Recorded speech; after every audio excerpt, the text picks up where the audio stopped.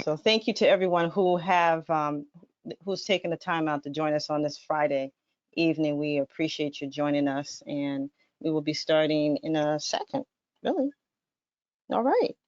So it is that time. It is 5:30, and we want to thank everyone for joining us tonight. This is another wonderful episode of our Resiliency Skills webinars that we put on every Friday night. And particularly as we're in this very difficult time of COVID-19, the coronavirus, we want to offer this programming that will assist in just making us more resilient as a community and working together as a community. And as you can see, we have a good time. So it's a good way for us to gather virtually when we can't do it in person. And you'll get a chance to see how my two wonderful presenters here really got work done together with proper social distancing. So our next webinar in this series will be next week, and we'll be talking all about vermicomposting and worms. It's all about worms next week, so you'll hear more at the end as we wrap up. If you have any additional webinar suggestions, we're always taking suggestions. Please reach out to Doug Cook. That was my co-moderator. You just saw him and heard his wonderful voice. You can reach him at doug@nofamasks.org to send any additional suggestions you may have. My name is Anna Gilbert Muhammad. I'm the Food Access Coordinator and Webinar Coordinator for NoFaMasks. You can reach out to me at anna@nofamasks.org if you also have suggestions or questions about any of our webinars. So before we get started, there are a few people I would like to thank. First, our sponsors for tonight. We have Kohl's Building Supply. We are so grateful for their sponsorship, as well as Black Earth Compost, a source of fertility in Massachusetts. Their information will be listed at the email you will receive at the conclusion of tonight's webinar. Please check them out. You'll hear a little bit more about the product in the presentation tonight, but it's a wonderful product. Also, and lastly, I'd like to thank all the NOFA Mass board and staff for assisting with this webinar series, for just rolling up their sleeves and getting in there. And we really thank you for joining us once again.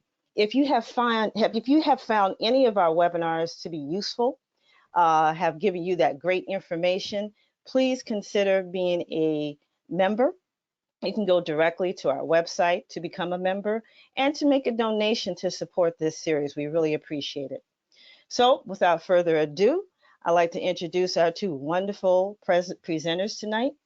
Lydia Lyons, she is our public relations coordinator and podcast producer. You just heard her talk a little bit about one of the podcasts. Please check that out. And Carol Roszell, she is our education director. They're going to be talking about how to put together a raised bed in just under 3 hours. So at this time, I am not going to take any more thunder away from them. If you have questions, we will be having questions as the webinar goes. Please send those questions in. You can use the question feature. Doug, my co-pilot, he will get those questions to our presenters to answer. So take copious notes. Don't hesitate. And if you are dialing in tonight, if you're calling in, you can reach us at 413-214-1237. Text us your questions and we'll get that right away. So I am going to turn over the controls in just a few seconds to our presenters. Lydia, you now have control. Oh my goodness. Yes, oh my goodness. And if anyone has any technical issues, please feel free to reach out to me on that number as well. Okay, let me make this big. All right, how's that look, everybody? Look good? Look good, Caro? I think so. I think there is a little delay on my end, just so you know. Okay, so we'll great. Okay. You look good. You look good. Thank you. Here we are.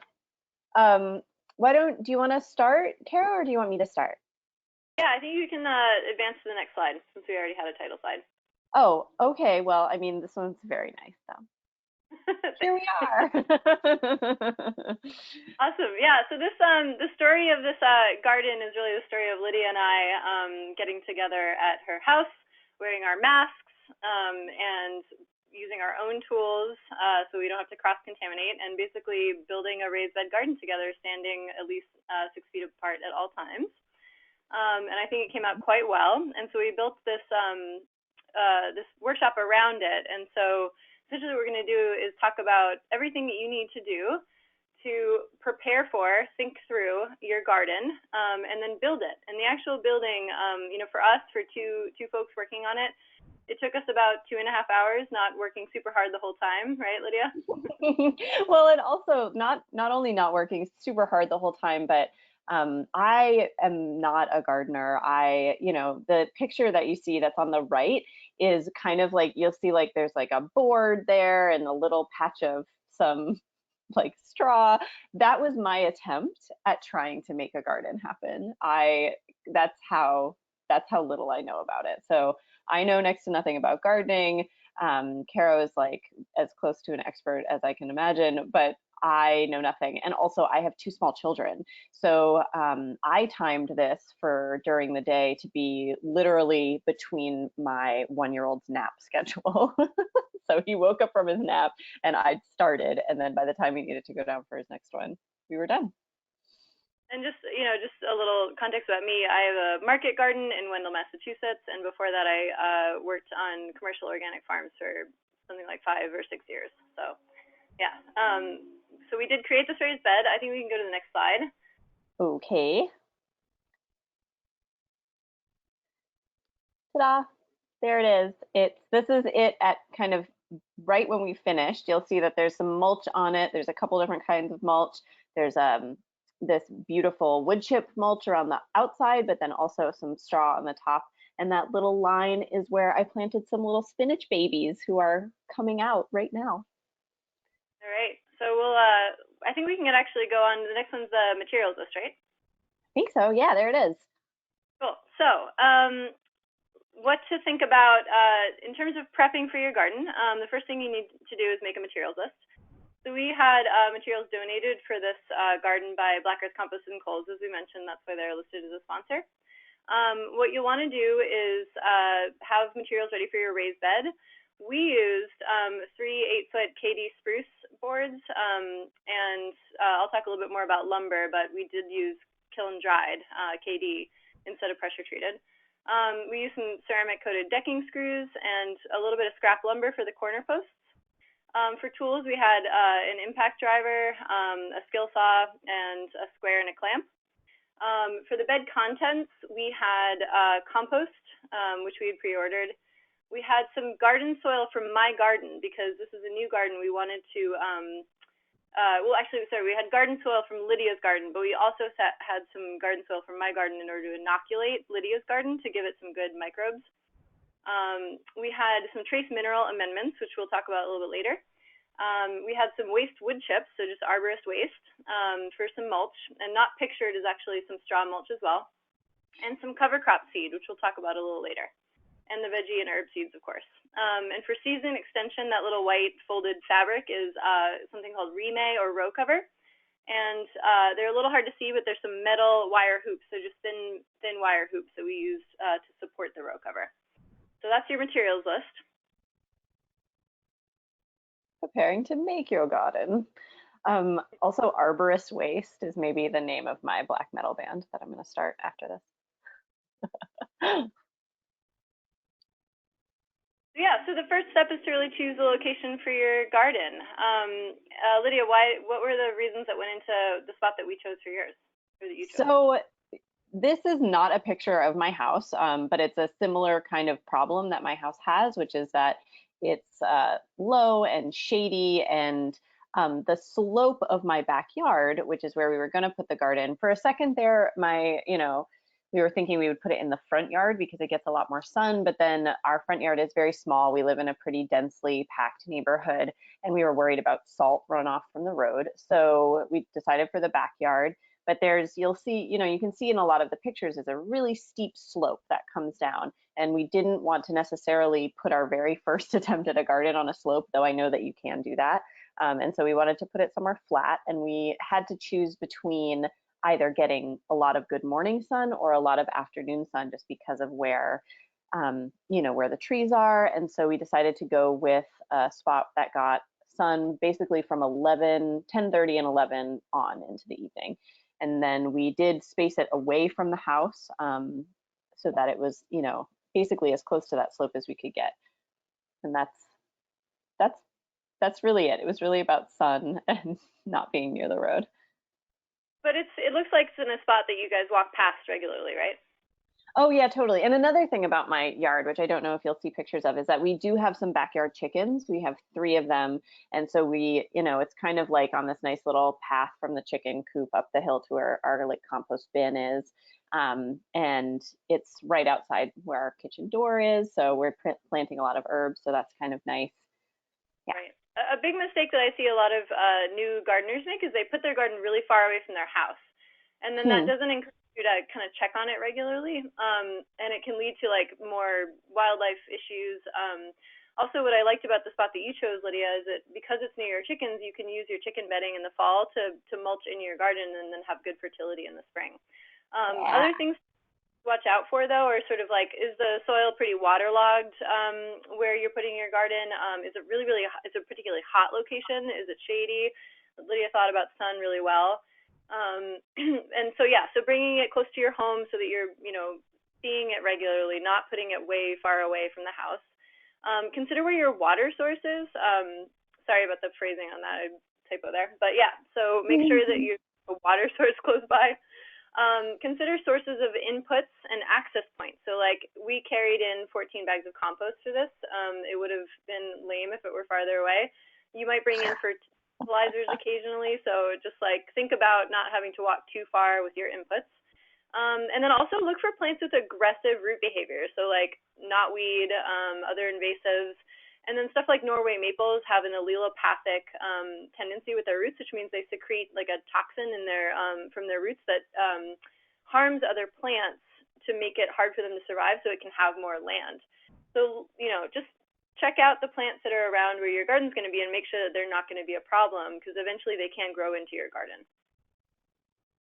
We can move on from that. Okay. I was just thinking about Norway maple and maybe that should be the name of my black metal band.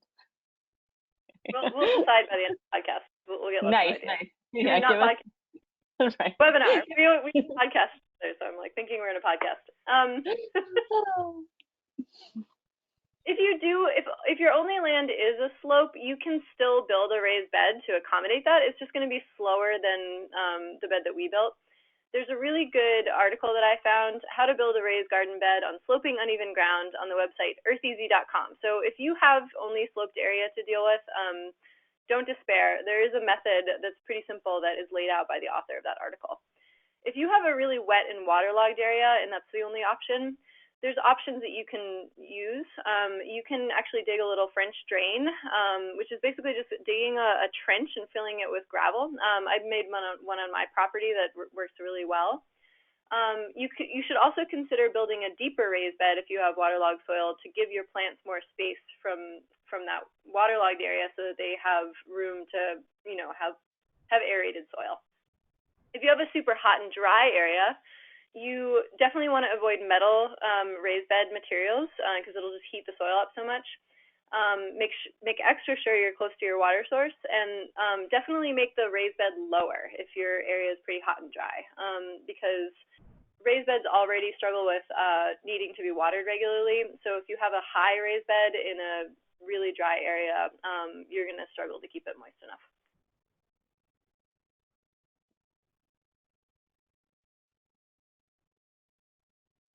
Sorry, did the slide advance?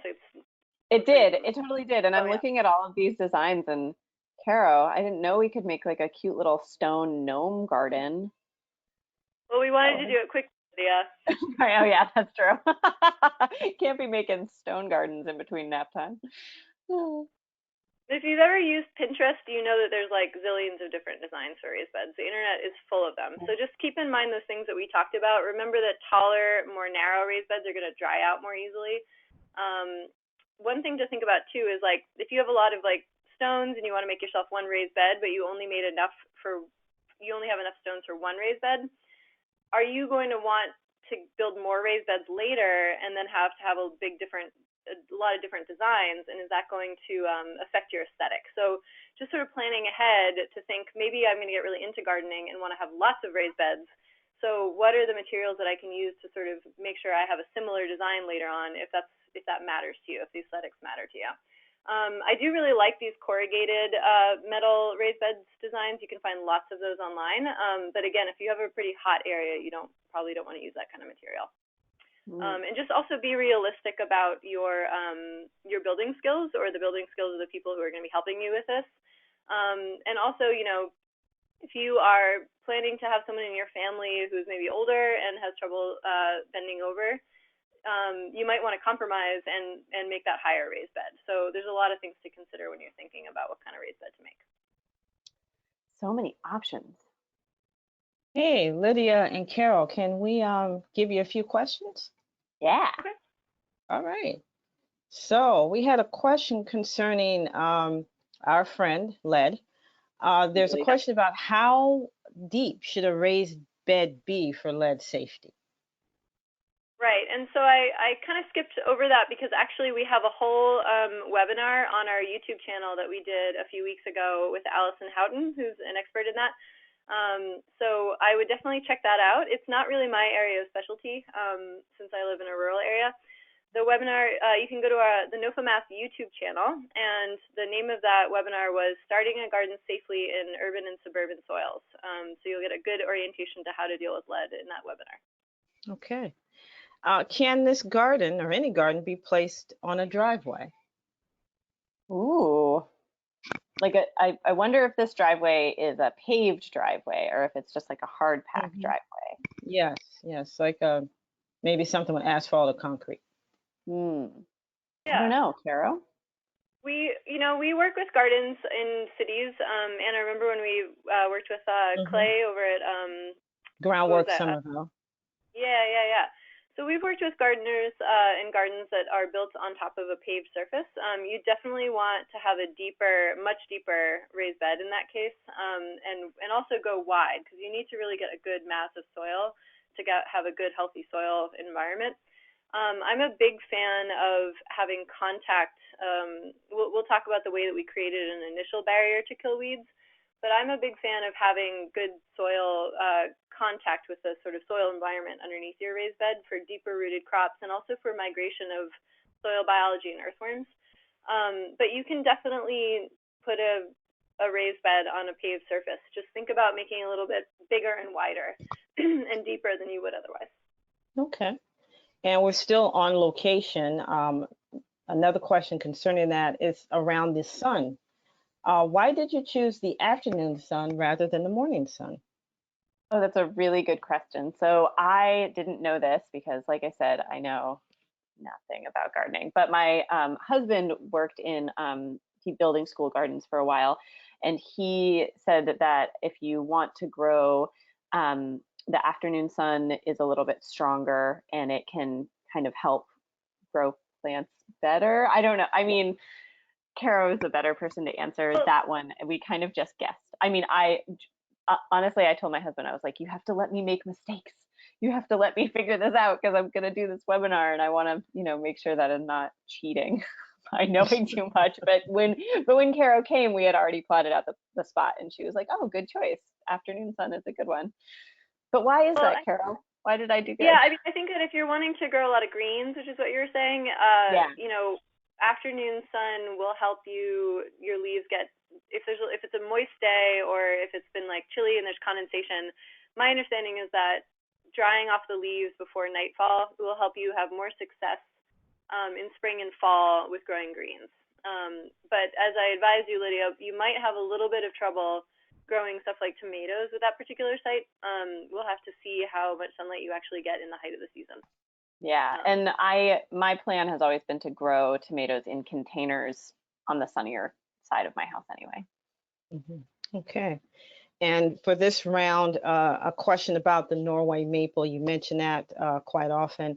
This particular viewer actually had a Norway maple removed, and they're concerned about it possibly having shoots come back. What should they do to prep the soil to make sure those roots don't inhibit growth? Yeah, if you're concerned about that, I would advocate taking the extra time to kind of dig up the site. At NOFA, we're big fans of no-till and kind of not disturbing the soil a lot, but if you're worried about those roots still being alive, if a trunk wasn't removed and you think sprouts might come up, I would, and that's the only spot you have for a garden, I would dig out that area and try to get in there and see if you can remove some of those roots if you're really worried about it. Okay, thank you so much. So that's it for this round. I'll check back in a few. I'll have a few more. Great. So sourcing your materials for your raised bed, wood isn't the only option. We use, like I said, kiln-dried SPF, which just stands for spruce pine fir. It's really affordable. It's about $12 for an 8-inch board, and it lasts 5 to 7 years depending on the conditions. So it lasts decently long. Hardwoods are more expensive, but they do last longer. So things like cedar. What we don't recommend is modern pressure-treated wood. Obviously, arsenic is less prevalent in contemporary pressure-treated, but it still has copper and fungicide in it. And fungi are really important for your healthy garden soil, so it's not a good idea to use something that has fungicide. And then plywood, of course, contains glues and breaks down quickly, so you wouldn't want to use that. We do encourage you to support your local lumber company and ask them a lot of questions. They'll know what you should use. Other materials that you could use are things like tree stumps or felled trees. They make a nice raised bed, and the bark helps them resist decay. Be careful about concrete because it might contain toxins from fly ash, so research the source of your concrete. But things like secondhand materials like bricks and stone could be a good thing to make a raised bed from. And of course, you don't necessarily have to use sides. You could just do mounded earth raised beds, like in this picture here. I think for you, Lydia, with like a bunch of kids running around and pets and traffic, and it was nice maybe to have a clearly delineated garden space, right? So raised bed was the right choice for you. Yes, just today, some children playing soccer didn't run through my garden because it was in a raised bed.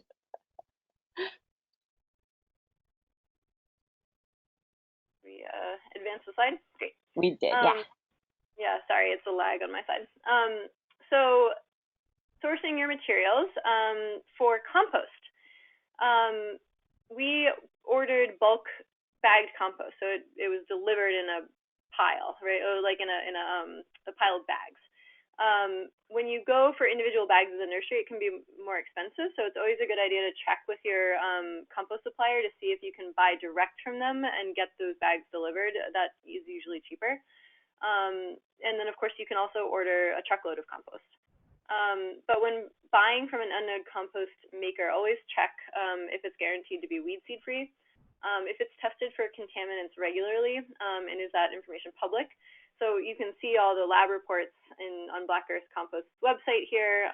They test it really regularly, and they make that information public. So that's a really good sign about the quality of that compost. Does that compost contain sewage sludge? Definitely, we know that our friends at Black Earth would never use that, but there's some compost companies that say that their product is organic. They use the word organic on the bag, but it contains sewage sludge. And that's because if you don't see the organic certified seal, it can contain sewage sludge, and the compost company may use the word organic on the bag. And that's because of the fact that the word organic in compost products isn't well regulated. So look for the organic seal if you want to be sure that it doesn't have sewage sludge and you're not sure if it contains that, but you can look on the bag for ingredients like biosolids. That's a bad sign. Don't buy something that has biosolids in it. Yeah. Then let's see what else. What's the nutrient analysis of the compost? We'll talk about that a little bit more, but a really good compost maker will provide a publicly available nutrient analysis on their compost. So we really love Ideal Compost Company, Vermont Compost Company, Earth Care Farm, and Black Earth Compost. Those are all folks who are local to Vermont, New Hampshire, Massachusetts, and Rhode Island. So those are some companies that we work with a lot. And then also, will you have access to soil? So the person who asked the question about putting a raised bed on their driveway, they're going to want to think about using a pre-mixed compost and soil mix, which is available from many of these companies. It's usually called raised bed mix or compost soil mix. Lydia spent all this time like digging up the soil and like screening the sod out of it and stuff so that we could mix soil in, but you really don't want to go straight compost because it has issues. So you really want some of your soil or some garden soil or loam mixed in with your compost. And I didn't actually do enough, and so maybe we can talk about that when we talk about building it, but I definitely got tired of that screen pretty fast. All right, so we're at source your materials. So this is another material source you want to think about in advance. Where are you going to get your mulch? Mulching is really important.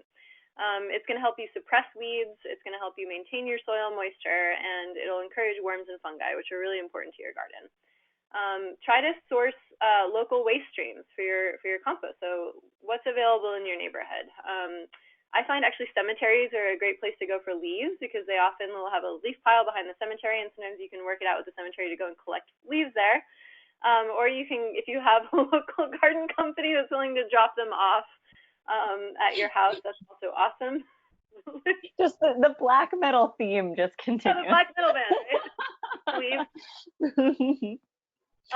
Mulch hay is hay that has gone bad, but that probably has weed seeds, so proceed with caution there. Straw usually doesn't have weed seeds, but I have worked on a farm where we have gotten a load of straw from a neighboring farm that ended up having weed seeds. So just know that usually straw doesn't have weed seeds. Salt marsh hay is probably more available on the coast.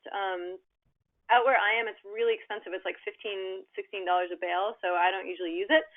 But the nice thing about salt marsh hay is the only seeds that are going to be present in it are seeds that won't germinate in garden conditions because it needs salt and moisture.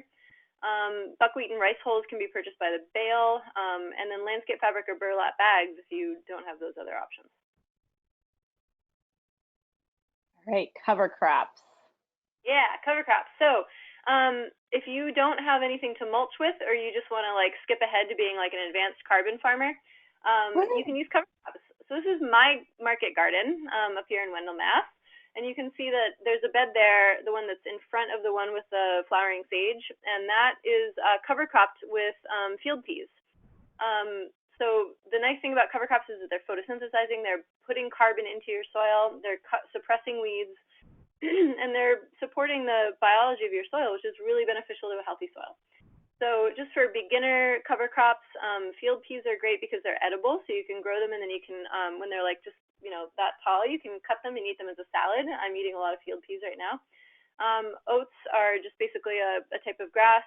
That's where oats come from, but the nice thing about it is it will winter kill, so none of these will become weeds in your garden. Crimson clover, very beautiful clover that winter kills, at least in our area in Massachusetts, and that can be sown in the spring or fall, or fall too, but you won't get as much out of it. In summer, buckwheat, oilseed sunflower, sun hemp, these are all good cover crop options that like heat, and they also winter kill. All right, so prep step 3, source your materials. We got seeds now. Seeds, cool. So right now, it can be hard to get seeds from certain sources. So this is a really good opportunity to support your small local seed company. So we work with a lot of these seed sources on the side here, but I know that Fedco, Johnny's, and High Mowing have all had really, really high volume since coronavirus started.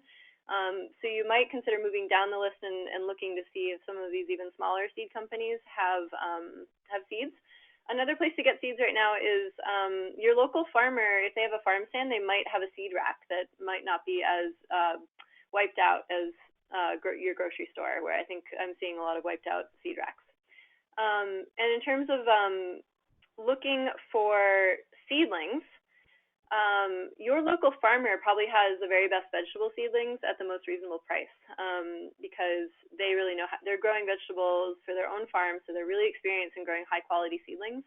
And a lot of farmers I know are doing this as a side business right now, and it's helping them get through coronavirus. We do have an article you can read about seed companies and small-scale seed producers on our newsletter. It's called The Breed of Your Seed, Understanding the Differences Between Open-Pollinated, Hybrid, Heirloom, and GMO. this is just a little plug for our newsletter. You can go look up that article, and if you're not already subscribed to our newsletter, check it out. We have lots of great content in there. We also have a we also have an organic food guide. This is Massachusetts specific, but if you're looking for a farmer who might have seedlings, you can look there to source those. All right, prep step 4, all about fertility. Great. Thanks, Lydia, for helping out with Oh, no, totally. I mean, I feel like that's the best I can do at this point is just like Vanna White it for you. So we're including a handout with this presentation on basically the equations or the math of evaluating the compost you're buying to see if it's meeting your crop nutrient needs.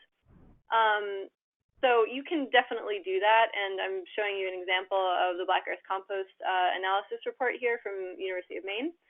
But you don't have to go to all that trouble if you don't want to. If you want to just kind of get started, don't worry about it. If you're building a raised bed that's using lots of compost and you're using a high quality compost, then generally you'll have sufficient N, P, and K, nitrogen, potassium, and phosphorus, as long as you're using a high quality compost. One thing to look out for is if the supplier of that compost is making it out of materials that contain nitrogen, so looking for a supplier that has food scraps and manure in the mix. If the compost source is really only just using wood chips and leaf, so like leaf mulch is a thing, and leaf mold is a great material for your garden, but it might not have all the nutrient needs you require for vegetables. So just consider keeping an eye on your vegetable crops and look for signs of any yellowing. Weather really impacts your crop's ability to take up nutrients from the soil because microbes need warmth in order to proliferate and to provide those minerals to the plants. So even if your compost has plenty of nitrogen in the compost, it might not be available right away. So just, especially with this really cold spring, you want to watch your plants for any sign of nutrient deficiency. It might be a good idea to order ahead to have some fish emulsion on hand so that you can use that if you do see some yellowing. And then also you can order a trace mineral liquid blend just to make sure you have all your trace minerals that your plants need. And you can follow the instructions in the bottle for both those products, the fish emulsion and the trace mineral blend. I'm using Advancing Eco Agriculture's Micro Pack product right now with my crops. And then after you've made your garden and once your garden is sort of settled in, it's a good idea to get a soil test every year or every other year as your minerals change in your soil. Some minerals leach out with rainfall more easily. Some minerals, can change with different additions to the garden. If you're adding compost a lot, you can get really high phosphorus. So it's a good idea to sort of get a soil test done. And NOFAMAS does offer soil test recommendations to help you balance out your minerals over time. Okay, would you all like to take a few questions before you go into your next segment? Okay. I have 2 questions that came in. Going back towards the raised beds and the raised bed construction. Can you fill in with a high raised bed, the high ones that come to the waist, can you fill the lower portion with something else like stone or cut brush? Interesting. If you were to fill it with stone at the bottom, I think it would intensify the drainage issues that you are already going to have with a deep raised bed. Because remember, a deep raised bed is going to dry out more easily. So I would not recommend stone unless you're in a really wet area, in which case you're probably not having a raised bed there anyway because it would just rot. What you might want to, the brush is not a bad idea. There's this concept called hugelkultur. It's like a German permaculture technique where you actually build a mound. You make a trench, lay logs and brush in it, and then make a mound over that of soil and compost. And what happens is as the sticks and the wood breaks down over time, it makes a really nice environment for soil microbiology. So, filling it with brush and sticks and things at the base is not a bad idea at all. But you are going to need to really watch the moisture on that because those sticks will also accelerate drainage. Okay. And the last question for the segment, going back to sun location, what's the minimum amount of sunlight hours would you recommend? For most vegetable crops, it's at least 6 hours. And this depends on your location, but yeah, generally it's 6 hours. Okay. And how I figured that out in my backyard, because is I just put some stakes at different locations. So I put like one on the left side, one on the right side, up the hill, down the hill, and I kind of just watched them throughout the day through my kitchen window to see if they were shaded or not. And so I didn't do any sort of like intense monitoring of how many hours of sunlight the spot got, but that was the one that when I would kind of peek out at it during the day, always had sun on it. Okay, very good. Thank you so much. All right, so we're at the building the garden stage. Yeah. So Caro, you just tell me when you want me to press play on the little video. Oh yeah, press play. Okay, so before Caro got to my house, I picked out the spot myself, and I went through and made sure that I measured it out, and I put some string down, and you can kind of see that there, so that I knew that it would fit the boards once we cut them, because the garden we made was 4 by 8. And the other thing that Caro had asked me to do is to just edge it out a little bit so that we could kind of lay it down and then start to bring the soil from the ground into the wheelbarrow. And so this little video is just of me edging along, and how I did that was, I just jumped on a shovel a couple times and kicked it out. And I think at one point, I think my husband teased me for how slow I was going, but I was taking my time. I wasn't trying to rush. But so that was all. It was just like kind of cutting the sod. We had this nice flat spade, but I think you could probably do it with anything. And you then actually have an edging shovel there, which is nice. Oh, I do? I think so. Yeah, that nice flat spade. A rounded shovel will work too. It's just that you won't get as crisp of an edge as Lydia did. Not that it ended up mattering because we covered it all with cardboard, but right, it looks exactly. nice. I know. But so this was the part where I was taking soil out and putting it into the wheelbarrow to sift it out to put back into the garden. But I needed way more than I thought I did, and I don't know if it's that I got tired or bored of sifting to make sure there wasn't any weeds in there, but also like maybe it's like building a fire in a wood stove. Like you always put in way more newspaper than you think that you need to start it. I should have put way more soil in the wheelbarrow for the garden. But yeah, so that's that. Yeah, so you definitely want to collect all the sod that you're taking off, and like Lydia was saying, just shake off the soil into a container and then discard the sod. Lydia, I think you gave all the sod to your chickens to eat, right? I did. I gave most of the sod to my chickens to eat, but then also it got built into some fairy houses, some of the extra by my daughter. That was fun. We should have mentioned this in the materials list, but also just having a stock of cardboard or newspaper on hand, because after Lydia cleared this area, the next thing we did was to layer the cardboard on it. And I'm not sure if we have a picture of that next, Lydia? Or if we... I think we went right into building, but we might have a picture of it later. But yeah, so I just, I put down the cardboard so that it would be a little bit bigger on all of the sides than the raised bed, because Caro told me that I want to make sure that the weeds are suppressed on the outside too, or the little grass babies can come on up the side. And so the cardboard that I had lying around, the things that I prepped to do, it was just take the tape off, and we tried not to use any cardboard that had too much like ink on it and stuff like that. But newspaper would be good. And then, if you're going to do your sticks thing, that would be when you put it down, I think. Yeah, and if you're using newspaper, just use several layers because it'll break down faster. And the goal of putting the cardboard down on the soil surface before we fill it is because what that's going to do is actually prevent the grass or any weeds from underneath from coming back up into the raised bed. It's going to give the soil in the raised bed a little time to kind of mellow out and not have any weeds for the short run. This is sort of built on a concept called lasagna gardening, which is, you can look up articles about that.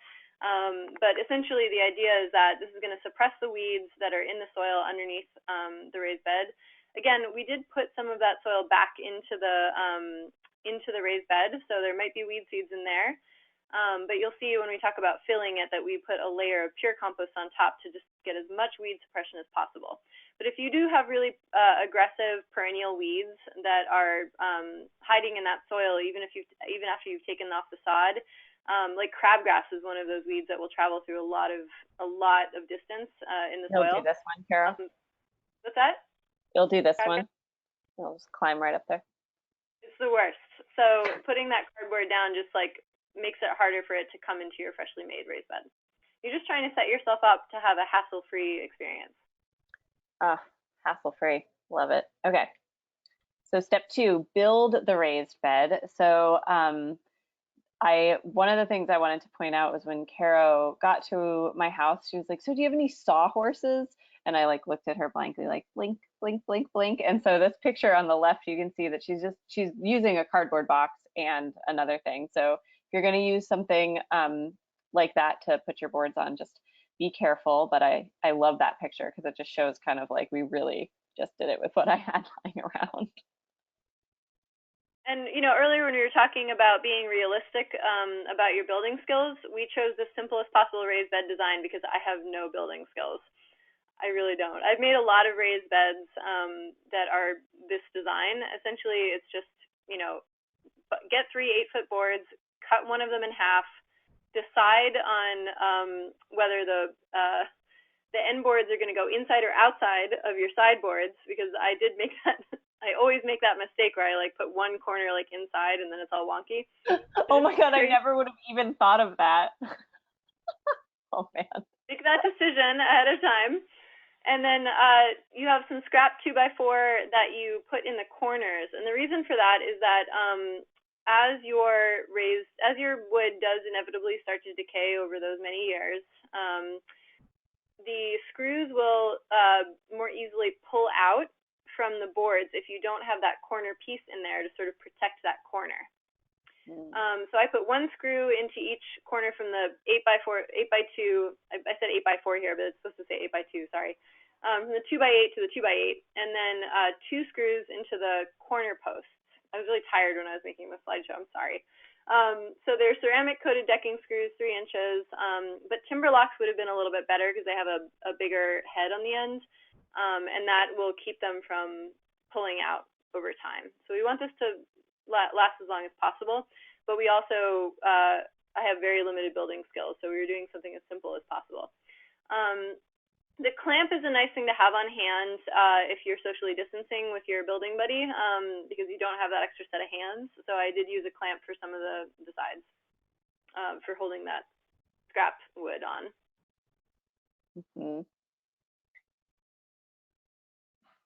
Oh, there's a picture of the cardboard that we were talking about earlier. So we've got the fill the raised bed. I don't know, Anna, if any questions have come in about the like actual construction, but maybe now would be a good time to take them if they have, before we get into that part. Not yet, but I do have some other questions very quickly if you want to address those. Sure. Okay. So talking about some invasive weeds and things that can get into your raised beds, how do you get rid of mugwort? Oh no. Mugwort. Oh yes, mugwort. Oh, ask her of that question. I'm sure that is exactly the thing you didn't want Caro to say. Oh, no. You're bringing up such painful feelings for me. That's a tough one. Again, so what you'll notice that in this process, we've just taken all these steps to minimize weeds. You can't really completely get rid of weeds because they can just blow in on the wind. So, but yeah, I have some mugwort on my property, and it loves to just get into my gardens. I just try to be vigilant about pulling it whenever I see it. But to be honest, there's one spot where I constantly am pulling it, and I've never completely eradicated it. It just comes back every year, and I just keep pulling it.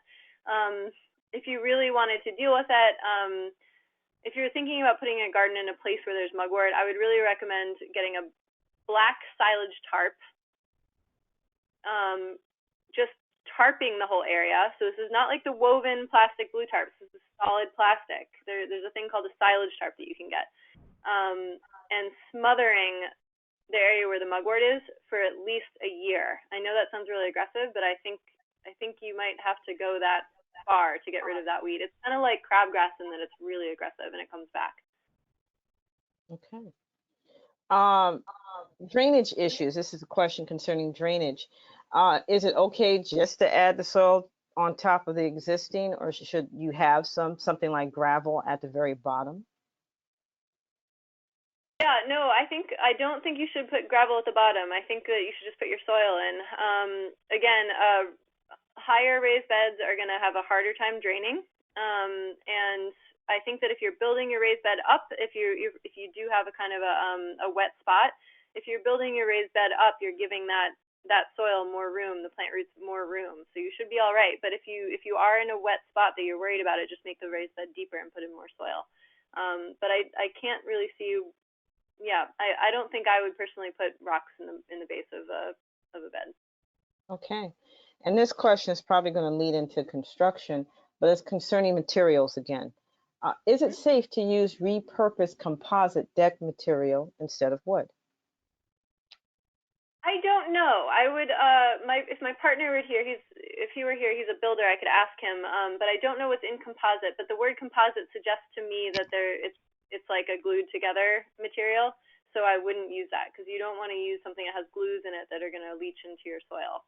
So, if you look up what composite is, if it's glued together wood pulp, which is what that sounds like it is to me, I wouldn't use it. Okay. Caro, you had suggested at one point that maybe we would put landscape fabric over the boards. Do you think that would be a safe way to use repurposed stuff? I think even with it's not an ideal thing. It's something you can do to sort of minimize contact. That was in the case of if it was pressure treated, if you put landscape line the bed. But composite, I mean, I think that the glues might be even more pernicious than a little bit of fungicide in the pressure treated. So I'd be more uncomfortable. I personally would be more uncomfortable with plywood and composite if it's what I think it is. If it's glued together, I just don't like the idea of those glues. But that's just off the top of my head. I'd have to research it more to really understand. Okay, very good. Thank you all. All right, so step 3, fill the raised bed, do a dance. So we were shooting for 40-60 screen soil and compost. I think we fell short of the soil part of that, and we were talking about adding more in later because we just didn't have enough in the wheelbarrow. And I was too far away to see how much she had screened. Yeah, since we were trying to keep a good distance for socially distanced purposes, she couldn't see that I was slacking. Wasn't getting enough soil in there. And you were like, cool. And I came over and it was like, half full. But yeah. We were so hard, Caro. I was over there like panning for gold, sieving that stuff out. It's not like you were taking care of your kids or anything. Right. I definitely didn't have tiny children trying to, run around. Yeah, so we were going for 40-60 screen soil and compost to 4 inches. And then the plan was to put several inches of straight compost on top of that to discourage weed seeds. You're still going to end up with some weed seeds germinating, I'm sure. But these are just layers of protection to kind of minimize weeds. And then, of course, later on, we put the mulch on. But yeah, let's see. So the layers will marry basically over time. So what I mean by that is the cardboard's going to break down. The initial weeds that might try to kind of regrow back into the bed will have been suppressed. And the cardboard will decay. And when that happens, what'll happen over time is that the compost layers will combine with the soil underneath through the activity of worms and microbes.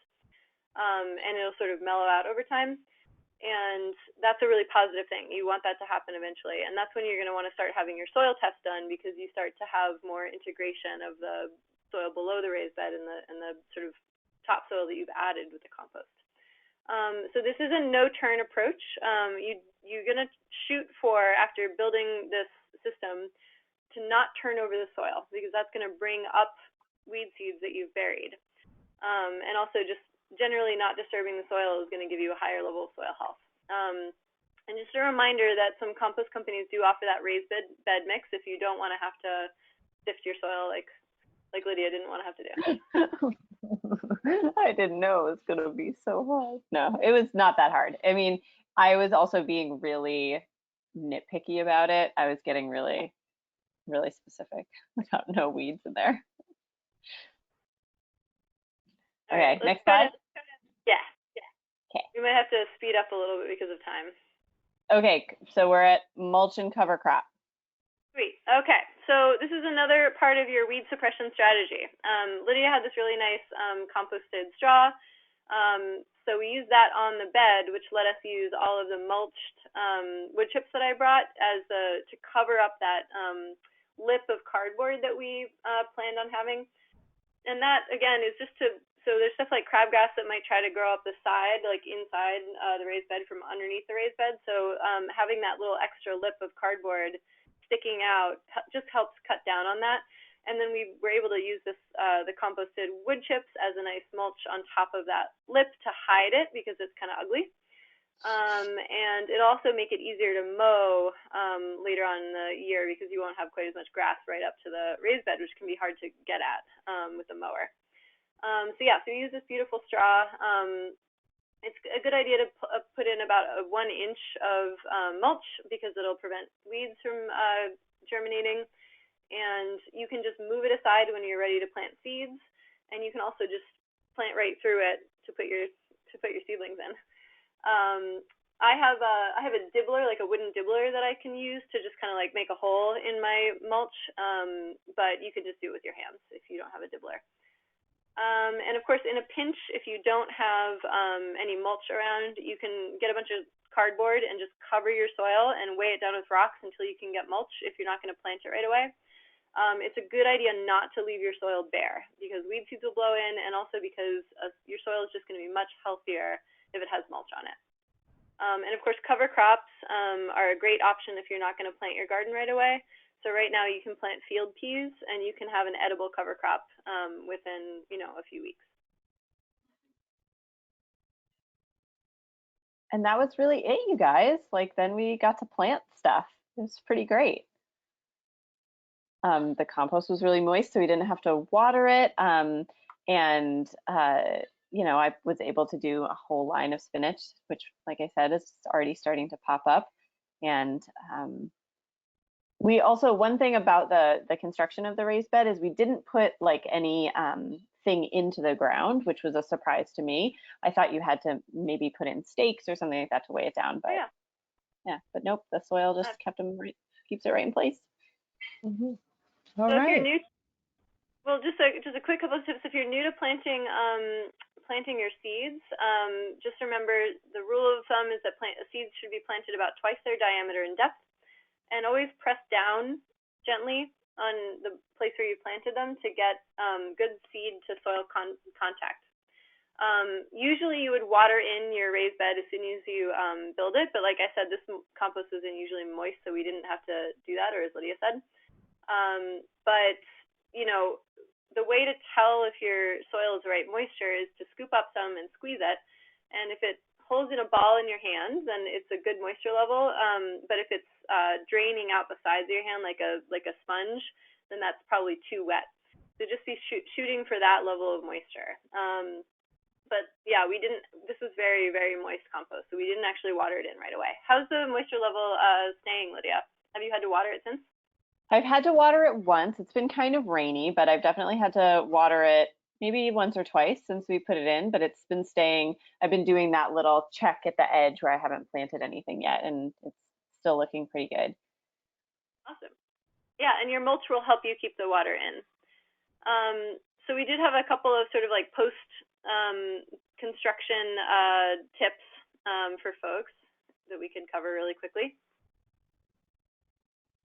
Let's see. So we've got the season extension cover that we did. This is a after kind of picture of just a couple days ago where my peas are starting to show. That's very exciting. Oh, good. I know. So yeah, so An extension is a really handy thing to do this time of year, especially we're having such a cold spring. Hoops, all you really need are these wire hoops and this row cover that you can see here. Organic Grower Supply, which is a part of Fedco. Hopefully they're not wiped out of all their gardening supplies. I know they've had really record sales, but they do carry 10 packs of wire hoops and short rolls of row cover. Most agricultural supply companies, it only comes in really large amounts. You can also get that stuff through the No-Foot bulk order, which happens in January of each year. And if you have a lot of gardening friends, you could just order a farm-sized roll of remay or row cover and a 100 pack of hoops, and then just divide them up. That'll be cheaper for you. And if folks are out of gardening supplies, then that's a way to get access to these materials. But and we're actually going to do that here on where I live. I'm doing that. Come up with a bunch of my neighbors because I've been having them all come over and see how cute my garden is, and they're like, "What's up with that row cover?" Yes, row cover is such a useful thing. It doesn't just make your the growing environment a little warmer. It also makes the growing environment a little more humid, so it holds sort of the moisture in the environment for the plants. A big part of plants struggling in the winter is actually not just the cold, but the wind, the desiccation of the wind. It dries them out. I think we have a little, right? Yeah, we have a little video of Caro putting those hoops in because it is kind of like magic the way you can kind of see the wires and putting them in. It's really so simple, and one of the cool things that you can do is you can regulate the height of them. If you, when your crops are really little, you can put the hoops in so that they are diagonal and then put them in lower, which will give you, it makes your row cover closer to the soil surface, which actually can hold in more heat and moisture. And then as the crops grow, you can take the hoops out, and if you make them more perpendicular to your bed, it'll be taller. So it's just a little trick that I've learned to regulate the height of my wire hoops depending on the height of the crop. And I don't know how I'm going to keep my peas covered once I put the stakes in for them to climb up. So I'll have to figure that out. At that point, it'll probably be warm enough you won't need the row cover anymore. Here's hoping. I know, spring has been so cold. And we just used rocks and a couple of like old posts that were lying around to weigh it down. You can order plastic bags that you put soil in. They're called, sandbags, to hold them down. Another thing you can do is dig up some soil from around the garden, or use some mulch to just line the sides to hold it down. There's a lot of different methods for holding down your remay. I've actually just been using some sticks and sticking the sticks in the corners of the remay into the raised bed. Great, that's awesome. Yeah, and so there's that picture of my kiddo again planting some stuff in these little egg carton seed starters that we had worked with, and then the first day that we pulled the remay back and saw that there was little sprouties. Is us enjoying the garden. I think just looking at the time, we can maybe skip the last couple slides of just some post-construction ideas, but we should make people aware of these resource recommendations. These are just a few books that I really recommend. I'm sorry about this low resolution, but I do have them all here. If you're interested in the mineral fertility, if you want to do a deep dive on that, The Intelligent Gardener by Steve Solomon is an excellent guide to growing nutrient-dense crops. I actually really rely on this very simple week-by-week vegetable gardener's handbook for knowing what to plant when. It's a really easy-to-use resource. The Edible Landscaping with a Permaculture Twist is a book that really goes into like sheet mulching and lasagna gardening and sort of creating new gardens and doing edible landscaping. It's a great book. It's really fun. And then I really recommend Making Love While Farming by Deb Habib and Ricky Baruch, which are friends of NOFA. It's kind of a biography, but there's a lot of great gardening and farming knowledge in there. So it's just a really beautiful book to read. It's really inspiring, and there's a lot of information about using cardboard to make new gardens, which is a method that I really like to use. So I highly recommend those books.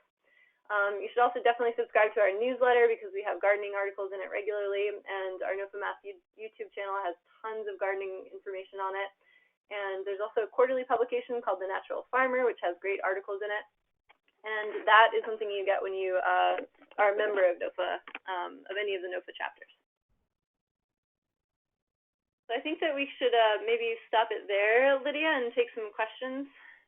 All right. Wow. Sounds good to me. Yeah, this was, I learned so much, and the more I learned, the more I realized there's more to learn. So thank you both so much, and you both were it was a very fun experience with you. So we just have a few questions to close this out. Going to cover crops and working with cover crops, we had a question come in. Okay, I put the cover crop in, I'm ready to plant again. So what do I do with them? Do I pull them up, leave them in, and plant around them? How do you work with cover crops? That's a great question. Yeah, I'm a big mulch person, so I like cover crops because it's a way to grow your own mulch. So I usually pull the cover crops up as I'm planting. So basically, I'll go like 25 feet, maybe even just 10 feet ahead, pull up the cover crops, and then plant at the same time. And then I throw the cover crops on the ground. And they become mulch, basically. Some cover crops have more aggressive root systems, and it might be a little harder to do that. But things like field peas and buckwheat pull up really easily. The other thing you can do is just cut them really, really close to the surface of the soil. If they're mature enough, they'll die back, and then you get to leave the roots in the ground, which are good for soil health. But if you're not sure that they're going to die if you cut them down close to the soil, just pull them up. Okay, great. Another viewer sends in that they use landscaping cloth to help reduce weeding. So we're going to go back to weeding. Do you have any other time-saving tips and any other ways to reduce watering frequency? Mulch. I know I sound like a one-track record, but mulch is going to help. Mulch. But no, landscaping fabric is great. I use landscaping fabric on my small farm wherever I can't get my cardboard and wood chips. So I use a lot of wood chips personally in my operation on my pathways to keep the weeds down. Wherever I have an area that I can't get my cardboard and mulch in time because of time constraints, I use landscape fabric. I think it's a great tool. It's basically there's a couple different types. You can get the woven plastic stuff that has like the lines that mark out your feet.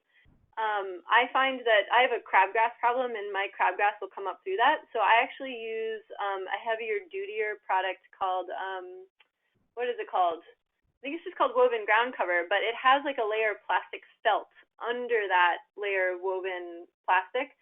So it's much harder for weeds to grow up through that because it has a thicker occultation, basically, meaning it blocks light more completely than just the one layer woven plastic. Okay. Now this is a question. You mentioned the book, The Intelligent Gardener. So this is a soil mineralization question. If you choose to put in soil amendments, things like compost, azomite, kelp meal, or crushed lobster and crab shells, how do you stay true to the no-till philosophy and not turn the soil? That's such a good question. I love this question because Did I even I should just put the thing back on because we have a whole slide about it. So I'm just gonna get it. Yeah. So the issue of what counts as no-till is a really contested issue. Some people would say that using like a broad fork, right, counts as tillage, even though you're just lifting the soil, you're not flipping it over. I know folks who consider themselves no-till who use something called a power harrow, which is a tool that just stirs the soil in the top inch without pulverizing it. So I think that there's a lot of debate about no-till, and I think that it's helpful for us to sort of move toward the idea of tillage reduction or minimizing tillage because it allows everybody to start from wherever they are and just know that the goal is always to reduce disturbance. So what I do when I spread amendments is that I actually sprinkle them on the surface of the soil, and then I put either compost or mulch on top of that. I personally don't dig it in, but I don't, I don't begrudge those who feel like they need to incorporate their amendments into the top inch of soil. I would not encourage folks to really try to turn over the soil to incorporate their amendments, because I think you just lose a lot from soil health by doing that. So applying your amendments every year before you add your fresh compost or mulch is a good way to kind of get it into the soil. Okay. You now, finished before I could pull the slide up. Oh, yeah.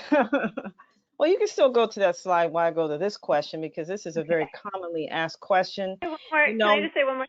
I'm sorry. Sure. One more thing. Your worms, encouraging good soil biology is going to incorporate your amendments for you.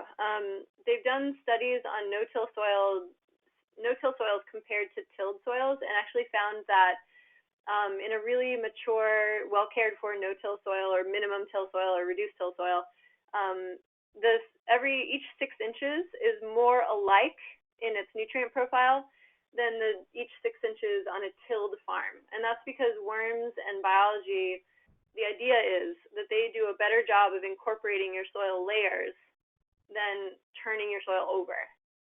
Does that make sense? Mm-hmm. Yes, yes, yes. Very Worms good are follow-up. so cool. Yes, worms are the soldiers of the soil. So thank you for that. Okay, now speaking of worms and some of our other friends that live with us, such as our furry friends, I'm talking about rabbits, groundhogs, that crew. How do you deal with them from getting into your garden? Do you use any hardware cloth or other deterrents for digging animals like your voles and moles and so forth from getting underneath? And your cat. You can see that we anticipated your questions. I stopped before I did these slides because I wanted to give you all time to ask questions. But so I use fences. Where I live in a rural area, and it's a wooded area. So I do use fences around all of my gardens, which are regular 4-foot stock fencing with poultry netting. If you live in an area where that's not an issue and wildlife isn't common, you can probably get away without it. Although if you do develop rodent problems, which are really common in no-till or minimum till or reduced till gardening, it's a perfect environment for meadow voles in my area to move in. So one of the best ways to deal with them is just using basic snap traps, just putting them near the hole and then obscuring them a little bit. Also, just regularly being in your garden, having lots of frequent human activity will discourage them. I wouldn't encourage you to use rodenticide because I'm reading a lot of studies about owls and hawks that are dying after eating rodents that were poisoned with rodenticide. So using basic mechanical traps and then visiting your garden frequently will help deter them. However, one thing I haven't explored very much, but I've heard tips about, is that if your garden's pretty close to your house, if you can run an extension cord out to it, you might consider one of those noise makers, right? That makes like a high-pitched noise that deters the rodents. I haven't tried that, so I can't speak to that, but I've heard some folks are having success with that. And Lydia goes back to where sorry. It kind of goes back to where I wanted to place it too, because I can see that garden from like my kitchen window, like when I'm doing dishes, I can see it from where I have my desk in my house. I can see it from a lot of different places. So I don't have like pest problems like, gophers or something like that, but there are a lot of cats in my neighborhood. And so if I see a cat, I can like bang on the window or open it up and be like, get out of here, you. So. That was your question. Your pest question for me, Lydia, was cats. And so I did some research on this for you. And I did find that what they're doing is they're actually like putting poultry netting, so poultry wire, just that simple like hexagonal wire on the surface of the soil and stapling it to the inside of the raised bed, because your plants can actually grow up through that. But the cats, what attracts cats to poop in your raised bed is the soft soil surface. So if you have that, if you deter them from being able to dig in it, then they're just going to not want to deal with it. So just like poultry wire on the surface of the soil, plants can grow up through it, but the cats aren't going to have that nice soft stuff to dig in. So So that Awesome. was if you don't have poultry wire, you could just snap off a lot of little small sticks and stick them in the ground to make it an unpleasant place to dig. All right. Well, as we wrap up our presentation tonight, we're going to wrap up with these questions concerning row cover. Okay. Is row cover used just for cool mornings and evenings, or are there other uses for row cover?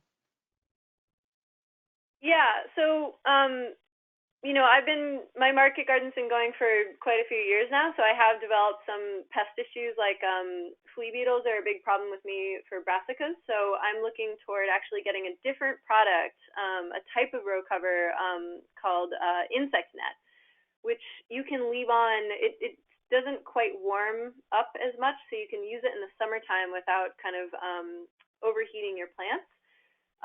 But it prevents insects from getting to your crops. So if you are having pest issues like you know, Colorado potato beetle is another big one. If you're trying to grow potatoes, I actually use row cover over my potatoes to prevent potato beetle from finding them. But you know, if you are worried about overheating your crops, which is something you might want to think about with like tender crops, so like cool weather as we head into summer, then definitely consider insect net. One of the brands is called TechNet, and I think those are still pretty much only available in like farm size amounts. So that's the kind of thing where you want to find friends to split up a roll with. But there might be gardener sized amounts out there. The first place I'd look for that is Fedco. Okay. And when would you take the row cover off for the season? You know, when do we get to that point where we don't need it at all? Yeah. So you just want to look up when your last frost date is in your area. For stuff that's, you know, not super tender, that should be fine. You know, if you don't have, basically you don't want frost to harm your tender crops, right? But you probably still want to use it even after that last frost date judiciously, just to help your plants grow faster, because that extra warmth is going to keep them going. It's going to make them grow faster. It's going to keep the soil warm so that the minerals are being made available. So just kind of use your judgment. You know, I would keep using Remay on my tomatoes well past my last frost date, but eventually I just take it off when they got too big for it. But check on your crops regularly if you're at all concerned about it, and if they look like they're wilting, then take it off during the day and maybe put it back on at night. I can't really give you perfect guidance because it really is a site you know, dependent situation, and it depends on, you know, what your temperatures are and what your site is like. But generally, just, you know, for frost sensitive